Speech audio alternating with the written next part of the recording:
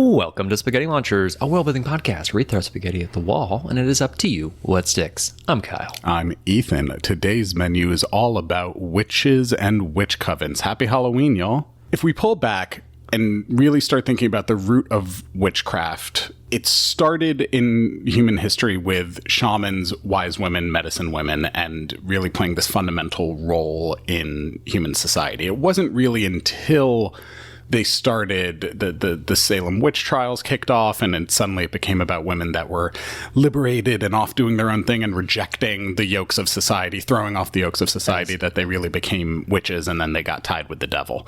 As Devin Cole calls it, a woman in total control of herself. Yeah. Great song. Absolutely. Listen to it today.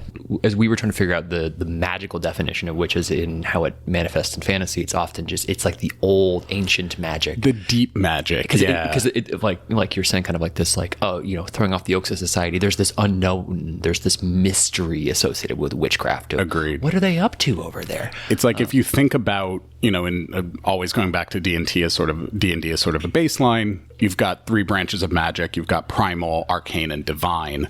I always lock witches and witchcraft in my mind into the fourth, like the weird category, going back to the weird sisters in Macbeth.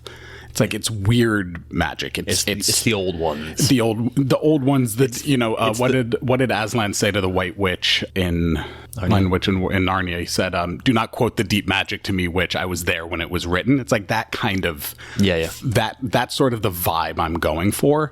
Yeah. And the reason I brought up shamans and medicine women is because I think it's really important to get at, witches are also very human.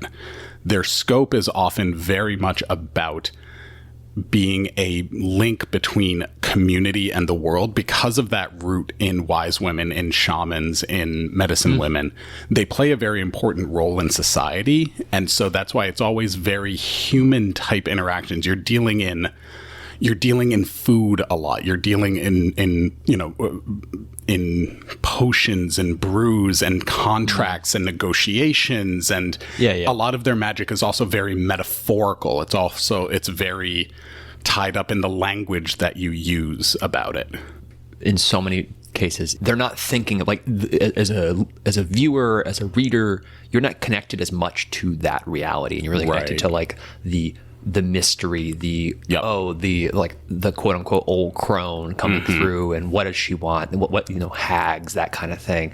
You know, even like Melisandre in Game of Thrones, totally. What was a complete witch, especially because she reveals that she's like ancient. You know, you have the, oh no, what do they want? What are they after? I can't understand this thing that they're up there's to. always a scheme, and the scheme is usually seemingly in like some greater purpose that they will never, like, either they don't feel like explaining because you won't understand, or it's, I don't want to say greater good, because I think oftentimes it's not, but sometimes it feels like it's like the greater cosmic good that doesn't give a shit. Bigger picture. Doesn't give a shit about the cost on a human level now. Yeah. They're like, the Bene Gesserit are, I think, perfect example of a modern take on witches and witchcraft. We're also seeing the Agatha All Along is finally getting into Marvel's version of witches. It's a little shticky and cliche, but they're getting some good stuff in there. It's actually pretty cool. It's not badly done. I've been super into Worlds Beyond Number by Brennan Lee Mulligan, Eric Ishii, and Bria Iyengar. Yep. And it's fantastic. I love what they're doing with witches. Erica plays a great witch. They play witches in that world play as a link between the spirit world and the human world, and how do you achieve that balance? So there's that goal built in. It's still they created a whole new class for it. It's still very hexy and charmy and things like that. But more importantly, there's witches there sort of have a domain, so each of the witches in the coven have different areas of focus that they sort of represent, and it's all tied into, again, that deep magical natural law. So like there is a witch of the Wild Hunt who, if you run in her presence, she is magically allowed to kill you. She is allowed to hunt and chase you. This is a feature that Ethan is obsessed with, and he has raised it to me like fantastic. 7 times. It's so like I love the idea of a magical law superseding all others, and like this person is allowed to hunt you down and kill you. Doesn't matter who you are in the real world. You cannot seek retribution. It is magically, legally binding. Yeah. I think that's fantastic. Yeah, that's cool. Also, the Night Sisters from Dathomir in Star Wars. They're cool. In Clone Wars. Yeah, there's a lot of good witches out there. Fantastic. They're so much more interesting than the Harry Potter witches, which are just an unnecessarily gendered term for a magic user. Yeah, they're just wizards. It's the same. Just why you got to be... The roots of J.K. Rowling's madness were the evidence was there for a very long time. Yeah, piece of shit. Piece of shit. All right, but let's get into some other new witches that we're gonna be spinning up here today. What's your tease for your idea? What have you come prepared with? Perfectly balanced as all things should be. Okay. What about yourself? Urban renewal. I want to hear about that. Okay. So I like the idea of witches that are, their machinations are good. Their scheming is good. I'm an optimist. I try to come up with spins on things that are typically evil to make them good. But I also love the idea of them being this kind of the spiritual link, being more connected to the spirit of a place. Yeah. And because places have a spirit, places have a character, places have a soul in so many ways. And I wanted to create witches that were boiled down like the essence of a city. And so this is a place called Evoria. Evoria is like this... it is the shining city on a hill type of place that everyone hears about as this grand city that is unique and has magical features because it has a few, and I'm going with 3 for a typical witch coven, 3 highly magical buildings, constructs, places that are the spirit of a witch, that are the manifestation of a witch. So take, for instance, there's the Bridge of Evoria, which, let's say it's on it's on the little island, or it's there's a great ravine next to it. There's a river, however you want to do it. But they have this big bridge that is moving. It is a movable bridge. It's a magical bridge, more like a tendril that kind of sprawls out rather than like a crane that moves around. Okay. So it can retract immediately. It can extend immediately. It can separate itself and make 7 bridges, or it can make one giant bridge. It could kind of like crawl around. Yeah, but not in a creepy way. I don't want to make it to feel like it's like a big spider or something like that. But it's more of like it would be the ground itself just kind of moving. I see what you're saying. Moving and doing this, and then while you're crossing the bridge, while you're anywhere near that bridge, you'll see the witch of the bridge kind of pop up out of the ground and greet you and talk to you and engage with you. And then you have, say, the Tower of Evoria, which is similarly, there's a great tower that can change its shape and its features at will by the command of the soul, the witch of this tower, so that you can make it into a great lighthouse if you need. You can make it into a clock tower. You make it into a clock tower. You can make it into a giant ballista. You can make it into whatever you need it to be for the purpose of the city. Oh, that's great. And then you have the Grand Plaza of Evoria that is the central hub of existence within this place, that is a little bit less, its changes are much more muted, and they're much more on like a human level where, say, somebody is disrespecting somebody, or they're defacing the plaza, the ground will grab them and pull like their leg down and lock them in and punish them by making them sit there in public for like 2 hours, and everyone can watch that they've been locked in, and they can't, they've got to just be embarrassed by this. You sit here and you think about what you did. Yeah. Or if it's, you're committing an actual crime, we will lock you here until, the town guard comes to take you away. If you're invading, good luck getting across this plaza, because the plaza is now going to become quicksand. Or even the bridge. Yeah. So it's like great defense mechanisms.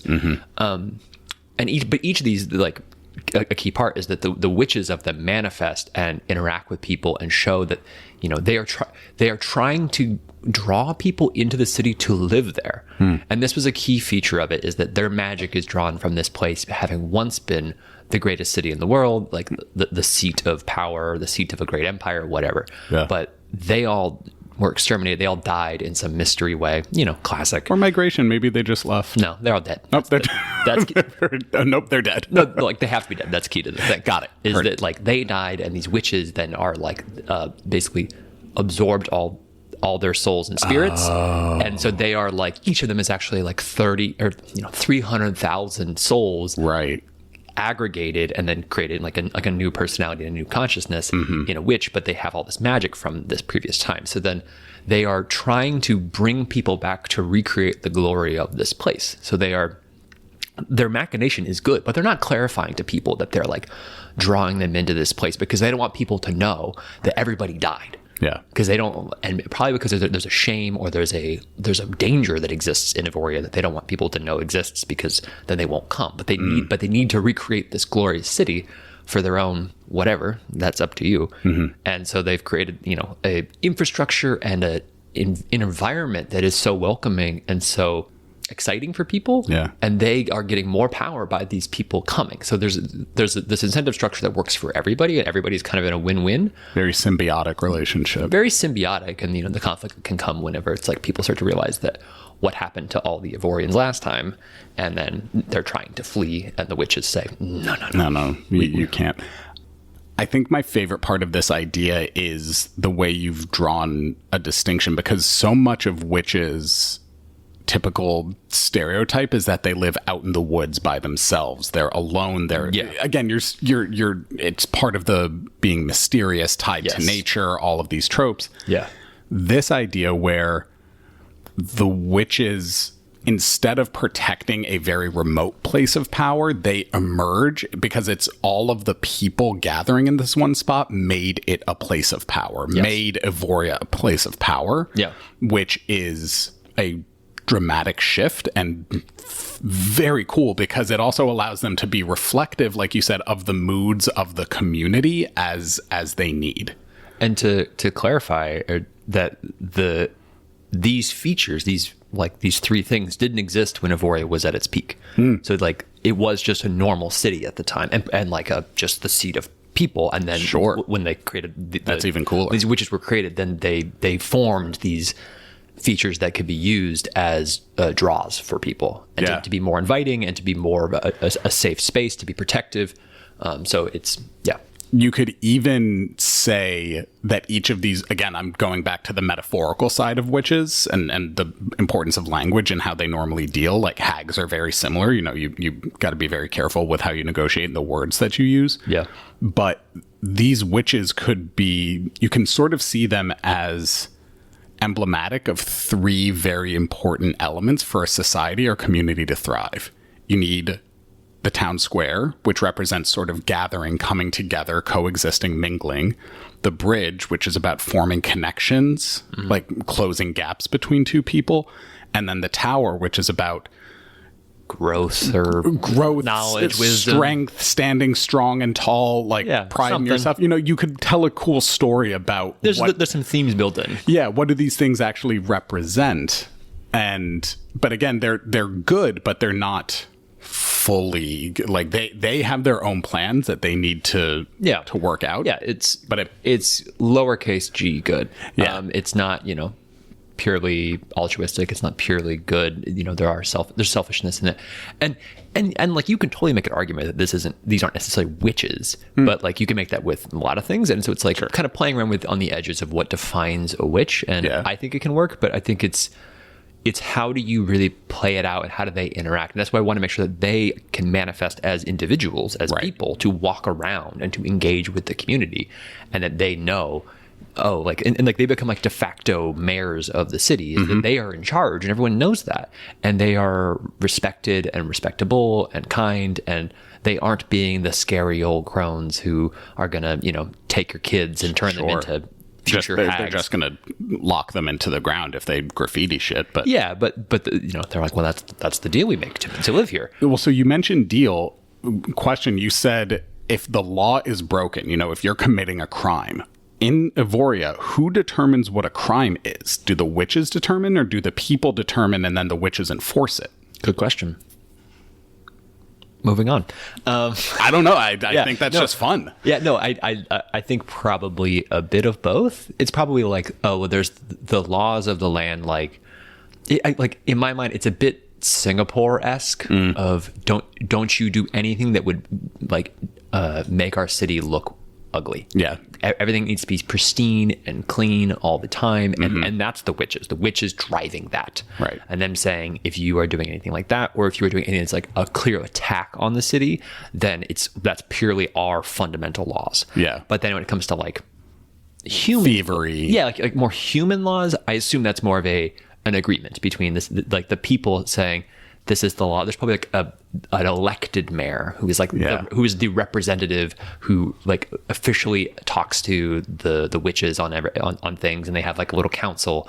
And the three witches have like in their side of the table, and then there's like a few of the like I like they did. There's like 3 seats for the witches. 10, 15 seats for humans, where they're like the power dynamic is so skewed, and that they all kind of present to the witches, here's what we propose, and usually it works out because the witches are like, that's fine if it keeps you all here, right? But if it's a thing that might risk people fleeing, they're like, no, we're not going to agree to that rule. Right. We won't enforce that rule. So I feel like there's a give and take. I think that's a really fun mechanic, and you could tell a very cool story about how do you get humans, the people of the city of Evoria, to come together, agree. It's a great politics story. Yes, so yeah. Well, and taking the witches out of the background, because they're the manipulator of power, but they're not the person in power. In this case, I'm like, no, they're in power. No, they're absolutely in power. They're in power, and they manipulate power, but they're in power in the open. The way that you're talking about it makes me realize, I think because witches as a concept have such a long history, it's harder to define what they are. We mentioned this before, but I think the way that you're talking about it made me realize, I think it's really and this will come into play in my idea as well. It comes into a matter of scope and scale, right? What you're talking about could very easily be like, these are the gods of this city. Yeah. And it could be a cosmic battle. Yeah. But by limiting it just to the city, it changes it completely. It's more akin to a animist spirit where locations these witches can't leave the grounds of Evoria. Like, they can't leave the boundaries of Evoria. They're spirit bounded to that space. And I think that's something really important to remember when we're talking about witches, or when you're trying to build a witch. Always keep scale and scope in mind, because that, when you're dealing with mystery and unknown, it can very easily get big and cosmic. And then you're just like, oh, no, it's just gods. Right. And you're like, that doesn't work. Keep it localized. That's really important. Yeah. I love this idea. I think it touches on so many of the existing tropes, but tweaks them to make them just much more interesting and a very, very modern take. Yeah. All right. Well, that is that idea. Now, Ethan, please describe to me how things are balanced as they should be.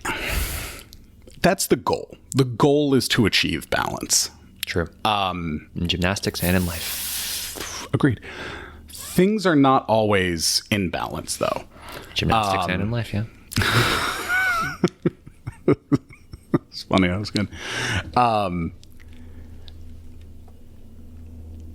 My idea, inspired a little bit by House of the Dragon, which season 2 blissfully finished recently. God, I'm so glad that's over.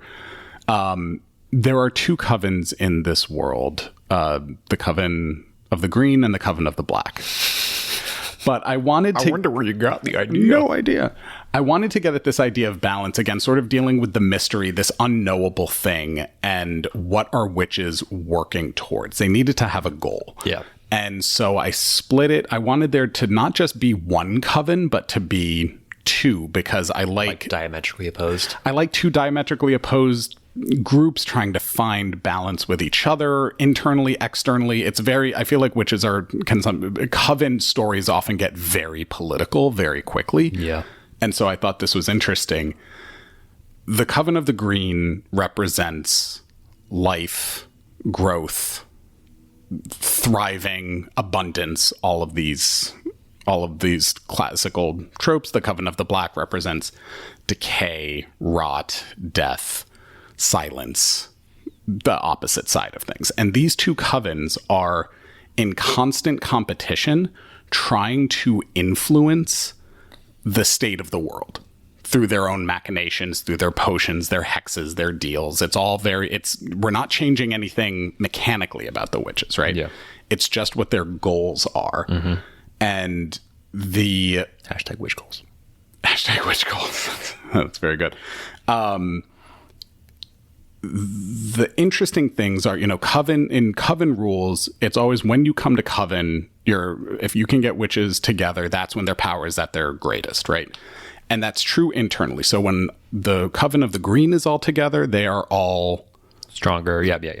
Coven of the black. But when you put the green and black together, the closer they are in proximity to each other, their powers cancel each other out. They're nullified. So then they just become normal people? Normal humans. Oh, that's cool. The only time that they are actually fully, completely vulnerable. I think they're not immortal like gods, but I think they age slow or something like that, probably. Yeah. And they have magical powers. Right. And now they don't have any control of magic. Do they start to look older, or they just their aging just kind of pauses? Their aging gets unpaused.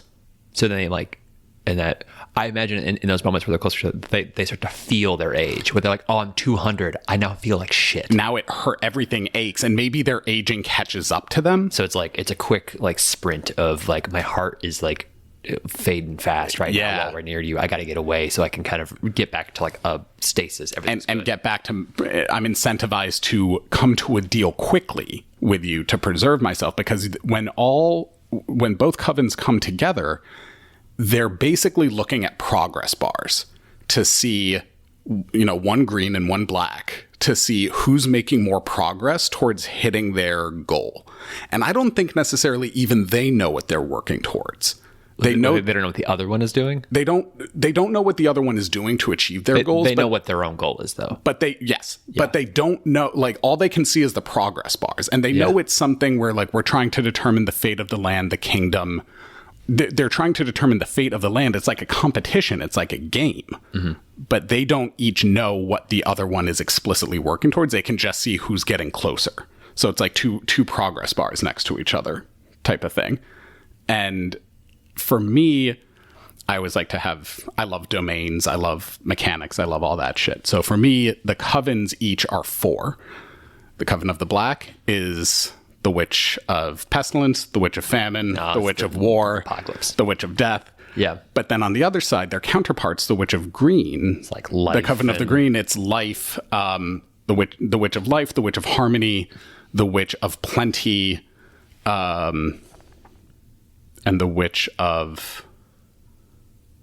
What are you trying to counteract? Pestilence? Purity. Yes, the Witch of Purity. And so those are the 4. Everybody gets a ring. Everyone gets a ring. But so those are the 4. And so they each have their own sort of areas of expertise. They're not domains. They don't govern them. They're just areas of expertise. But the way that they manifest is that it's all based on feelings, almost like an aura. And this is similar to the Worlds Beyond Number. But when you are near the Witch of Famine, you are starving. And you are not only starving for food, but suddenly you are just greedy in all senses because you feel like you do not have enough. Mm-hmm. So you are anxious, you are nervous, you need constant reassurance from people because you are this feeling of I don't have enough. So this is you fulfilling what you had said at the end of mine about making sure the scale is small. It's Correct. Like this is a small scale effect. Like right. the Witch of Pestilence does not get to cause a COVID-19 level plague across the world. They are in the room that they're in. People start to feel a little bit ill. They feel a little bit ill, but it's also they are more vulnerable to corruption. They're not as pure. They're not able to hold true to themselves. They are more malleable to outside influence. Again, getting into that metaphor thing. Yeah. When you're around the Witch of War, you are angry. You are irritable. You are stubborn. You are you're not necessarily trying to stab everybody. You're not full Aries. Yeah. But we've all had a bad day when you had a bad day. and suddenly someone walks too fast or drives too fast and almost comes close to hitting you, and you're like, I am 1 second away from snapping and hitting this car. Yeah. And you're sort of at that feeling all the time when you're on the Witch of War.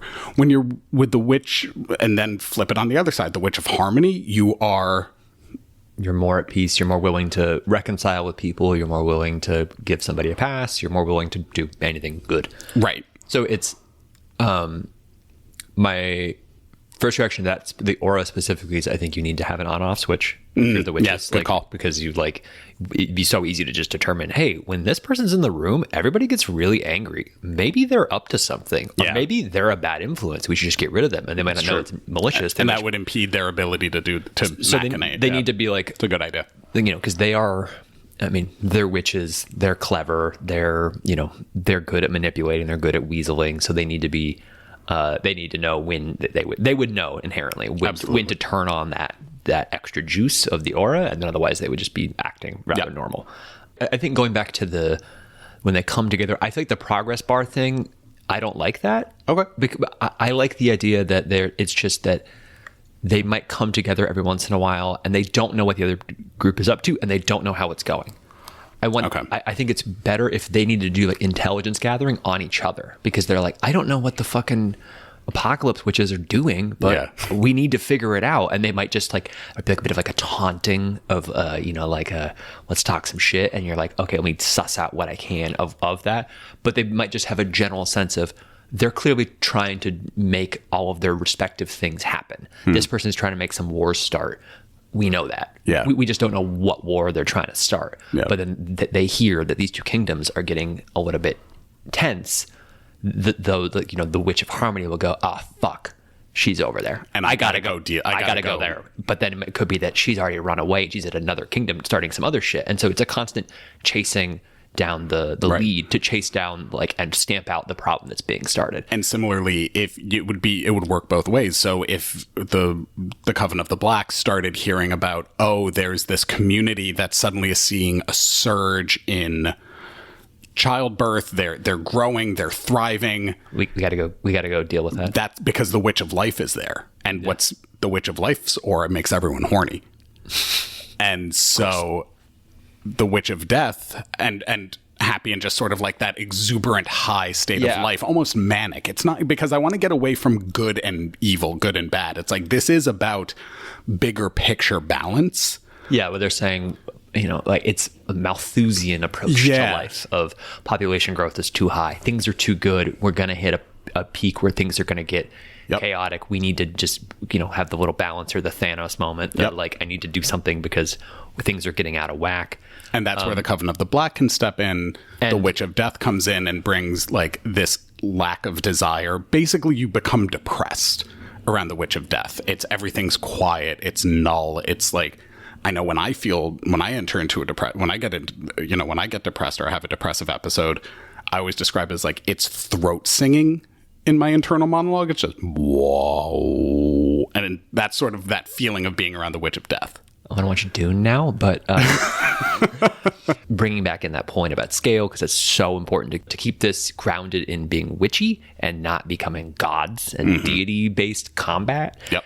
Because it kind of has that sense of it. You could pivot it to say these are actually demigods, or these are orders of paladins or priests or whatever. Like, you can take this same idea and kind of pivot it around. You can scale it up and down. You can scale it up and down. That's the point. And putting the witch skin on it gets it this specific thing of, there's the four of them. The idea that they do come to coven together every once in a while for whatever needs. And that whole dynamic is really cool of them balancing each other out and not, becoming null in their powers. Right. And is there a moment where, the four witches are on one side are actually quite old and they're nearing death, and they say, fuck it, we're going to attack when we go to Coven, and we'll kill them. So we all reset. Because they're as vulnerable as we are. Yeah. Yeah. And then, but that way they don't have a head start and they don't get to run away with things for 4 years or, for 20 years while while our new witches are bred or, being trained. Or come into being, I don't know how,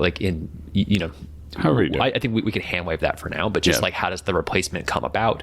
And it might just be that they're all kind of reincarnated each time, and just like, oh shit, I got to be a kid again. I'm, at 13, I become the witch. The typical hag rules. Right. I don't know, but like, that's why I came up with the progress bars, because I wanted there to be a lore reason that forced them to come to Coven together. So that I don't think you need it. It was just, that's what I was thinking. I mean, you could make it that they have to come together at least annually to balance each other out. Like, because if you're the witch of life, you might be becoming super horny yourself. Like, and they could be diving too far into their own things. The witch of pestilence is actually becoming ill because they need the purity to kind of like be a cleanse and reset their own feature. Yeah, and counterpoint, the witch of purity can sort of get to the point of, I have avoided so many illnesses that like I am becoming more vulnerable. Sort of I haven't had any lows, so I can't have these highs anymore. Yeah, and my immune system is becoming weak because it's not been exposed to so much. Like, it's like you. Yeah, it's over sterilization. Yeah, oh, that's the word I was looking for. Thank you. Yeah. Yeah. It's, if you keep the scale small and mysterious, I think it's really fun because it takes these big cosmic concepts, and I'm trying to find ways to take these big cosmic concepts and just make them very human. That's the point of the auras, is like, how do you take these things and make them like into influencing human activities? Everything else is the same. They have familiars, they do curses, they do deals, they make potions, however they want to do it, right? Yeah. And they're always up to some weird plan, and it's always based around the same basic topic of, I want to start a war, I want to make people depressed and die, I want to cause a plague, it's the same basic things. And then I think the idea that they're kind of chasing each other in a way, and they're and that works really well. I think it's cool. I think it's a good idea. So, all right, Ethan, let's turn on that microwave. I'm feeling a little hungry. What you gonna microwave something for me? Yeah. Beep. Give me 1 minute. Go. This is a witch coven.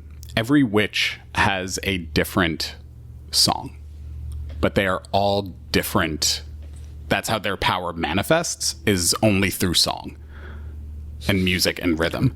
And when you bring them together, that's when they form a full chorus and a band. Yeah. And maybe not a band. I actually hate the band. Nix the band. It's more like an a cappella group, where you bring them all together and their magic just kind of works through song, but everything is about singing. Okay, cool. For you, Kyle, ding. My frozen lasagna here is that it's a witch coven, witches that don't know who their fellow witches are, and they exist in the world, and they have to find them at some point in their lives. They have to like track them down and be like kind of like a hot and cold, like, you're getting warmer type thing, to figure out who it is so they can get more power. But they don't like because they need witches for coven. They need witches for coven, but they don't know who they are, and they don't know where they are, and they need to figure it out. So they just like, it's this slow process of like eventually discovering it, and then like you find one, and then you're like, okay, great, now we can work together and we can find the next one, and they keep doing that to try to find the third. So yeah, that's it. I love that. That's super cool. That might be the segue. That might be what stuck for me, actually. I think that's really cool. That seems recency bias, but okay. No, but it is. It's a great story mechanic. It's a great, it hits on all the same witch tropes. It's really very elegant. Okay. And a great story mechanic. That might be what stuck for me. What stuck for you? All right, cool. I'm sure there will be more as I think about it, but what stuck for you? I think it's I think nothing in particular is really standing out specifically. I think they're both super good ideas. I think probably the auras are really cool to me of the witches from yours, and the idea that they're like, it's the